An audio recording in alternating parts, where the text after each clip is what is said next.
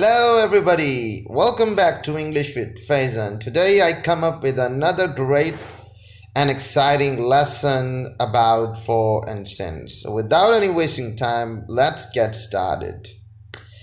The words for and since are used in sentences where the speaker wants to talk about something that started in the past and continues into the present.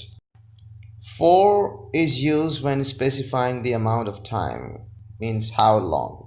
For example, I've had this watch for more than 40 years. I've only known her for a few weeks. He's been here for 6 months and still can't speak a word of German.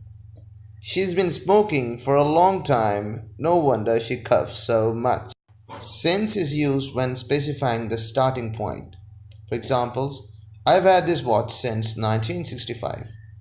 I've only known her since the beginning of last week. He's been here since April and he still can't speak a word of German. She's been smoking since she started grade 5. No wonder she coughs so much. The present perfect or present perfect continuous are needed in such sentences. It is wrong to say, I know her for 2 years. I know her since 2006. Thanks for watching and don't forget to subscribe my YouTube channel, English with Faizan.